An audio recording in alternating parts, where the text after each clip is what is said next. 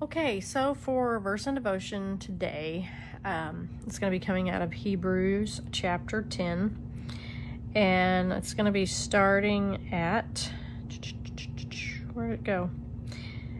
26.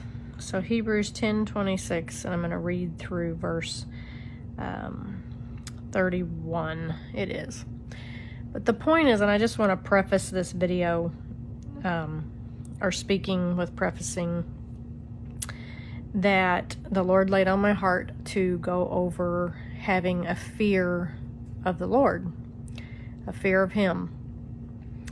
And some may say, oh, well, you're not supposed to be afraid of God. Well, not in the way that you're thinking afraid of God, because we're not supposed to fear, but we are supposed to have a healthy fear of Him, a healthy respect, a healthy reverence. And let's face it, most of this world doesn't. And I'm just going to be real with you here. It's because they don't know the Bible. It blows me away how many people do not know the Bible. They don't know because they don't believe it. If you don't believe in God, if you don't believe in the Creator, how would you care? You're not going to have a fear of Him if you don't even believe in Him. So the enemy, Satan, has done a very good job. I hate giving him any credit because he doesn't deserve any credit. But he has done a good job at skewing things and distracting us time and time again to where we fall for the lies. And my prayer is that you will wake up, that you will look around you, you will grab a Bible, and you'll start reading it. And you'll start turning off the news, turn off some of the television programs that you watch, and just give God a chance. And start asking Him to reveal Himself to you. Because trust me, your life depends on it. Your life depends on it. Your family's life depends on it. And I'm talking spiritually here, not just physically. Let me read this to you.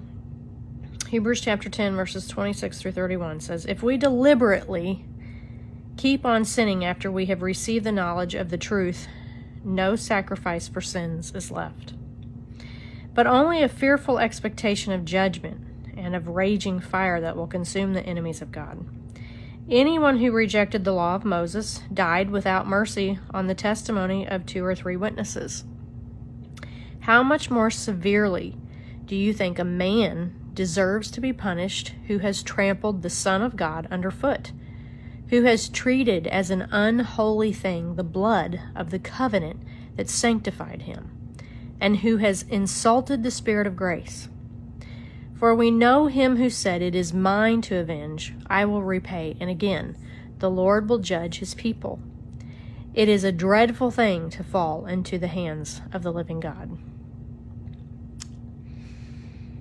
God created you, whether you believe it or not. It's true.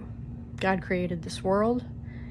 God created your eyes, your nose, your mouth, your arms, your fingers, the fingerprints, the fingernails, everything.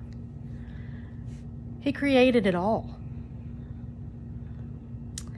And I know you've heard the phrase that, your mom brought you into this world, she can take you out. Well, God brought you into this world, and He certainly can take you out. Does He love you? Yes, He loves you very much. But if you don't respect Him and don't have a healthy fear of Him, you are foolish. He is an incredible God. And that's one of the reasons why I do what I do every day. Because I know that that's what He's asked me to do. That's what He's called me to do, is talk about Him, teach about Him, teach about His Word. And I'm going to do what He says, because the last thing I want to do is displease Him. I love Him, but He loves me even more.